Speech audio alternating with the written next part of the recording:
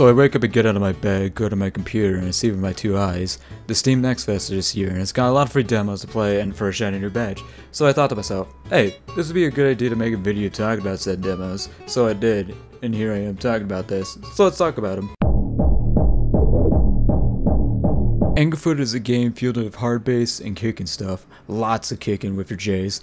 Imagine Dan Schneider trying to make Hotline Miami with non-stop hard bass, and this is the result. There's also a couple of weapons in demo like handguns, shotguns, and an Uzi, but you're gonna be showing people your J's up close, engraving their face with them. Story-wise, you're relaxing with your girlfriend, drinking wine, and eating popcorn, until you get a call from Goo Cop, asking you if you see anything missing, and that you pay for interviewing with the crime gang. Terrifying, I know. And that they stole one of your J's as punishment, so you have to go on a grand old adventure to get your J's back from the crime gang. The enemies that appear in the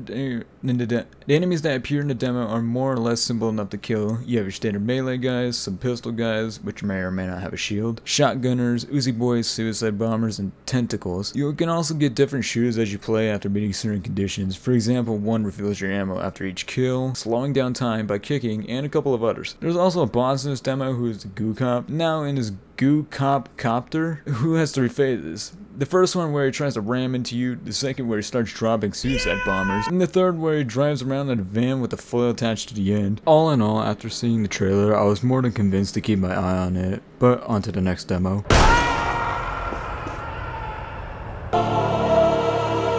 Being made by Massive Monster and being published by the guys over at Devolver Digital, I bring to you The Binding of Isaac but for furries. You start off by dying because you're capable of fulfilling the prophecy, and need to die to make sure said prophecy is impossible to fulfill, binding the heretic to eternal captivity and securing the old faith. So, you die.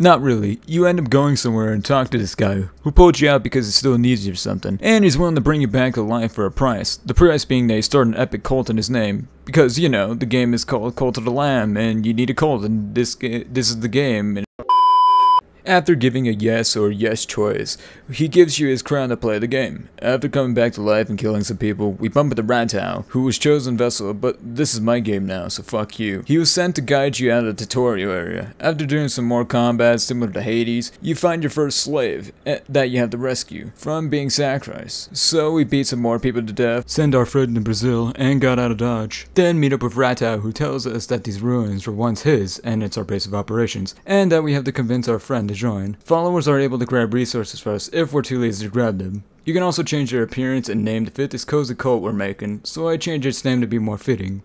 Much better. Each follower has 3 random traits that can only be assumed 2 good and 1 bad for now. After converting Midget to our cult and telling it to fuck off, Ratau returns to tell me that they need food to survive, and that I need to make cooking fire to make the food. So after grabbing some wood and picking up some pebbles, finding a good spot to place it, and after finding a couple of non-lethal berries to cook, we made some food to feed Midget with. Ratau returned once more to tell me to build a shrine that involves gold and even more followers, which can be found by playing the game, going on crusades. And our benefactor is binded by chains of the 4 bishops from earlier, and that we have to kill them to free the one who waits. The health follows the same rules as Binding of Isaac, where you lose half a heart getting hit, and probably a full heart later on in the full game. There's also Fervor, which gives us access to special moves to use during fights. Also there are Tarot cards, which is mainly buffs that can dictate the playstyle you have, as well as the weapons and abilities.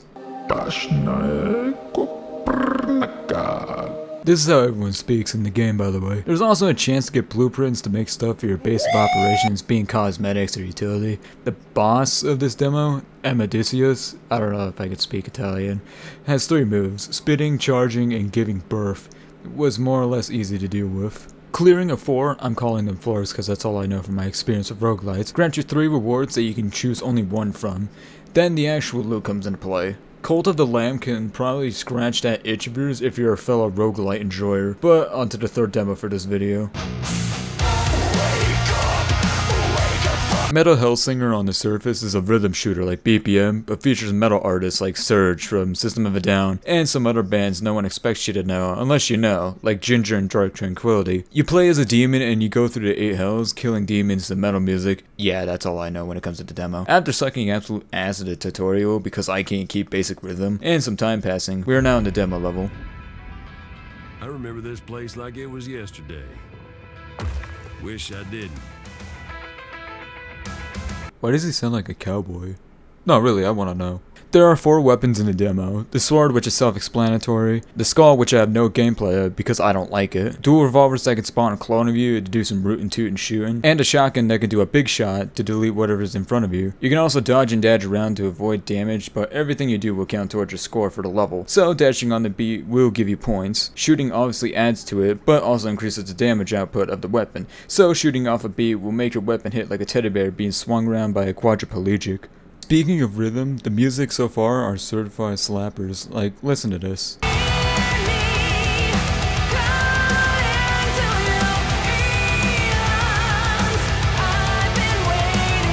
There's also executions, which are pretty much glory kills from Doom that give you health. Nothing special there besides that you can only do them on the rhythm. But hey, I'll take it since they're doing pretty good so far.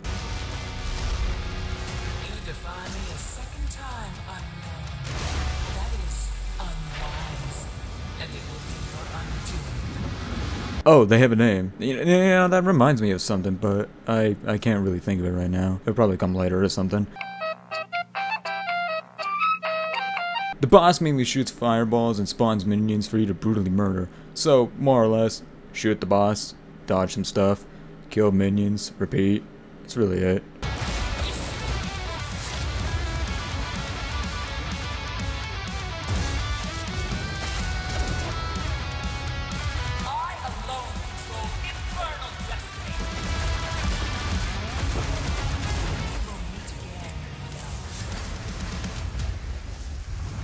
We're all living in America. Oh hey, a game from my childhood is getting a remaster? Fuck yeah it is. And it looks just like how I remember it when I was little.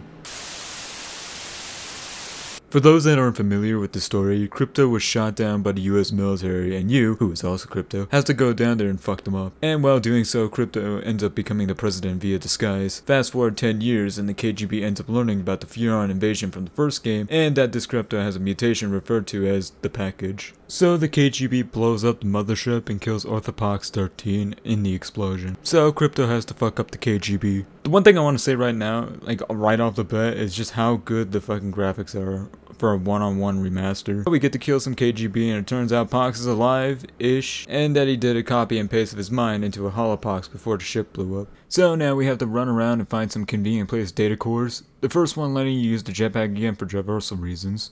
And the second one that gives you the dislocator, which makes whatever you're targeting bounce uncontrollably.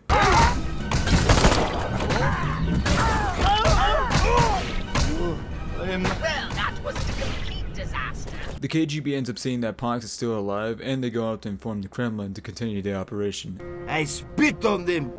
And that they need all the Revelade shipped as soon as possible. One evil scheme later, and vowing to exterminate all the hippies, Pox tells Crypto to find the freak and gather information on why the KGB attacked them. We also get access to a new piece of gear to use, which is the free love ability in the original. Speaking of the original, there are also a couple of things different in the remaster versus the original. For example, Crypto has to find the freak first, then find his saucer, while in the original it's the other way around. After finding the freak to get some info, Sex, and more sex! He tells Crypto that we have to find Coyote Bongwater, who is the KGB's distributor in America. A couple of mind reads later and we're able to pull up to Bongwater's place to kill him, only to be stopped by the KGB. One firefight later, and now we have to find Bongwater again.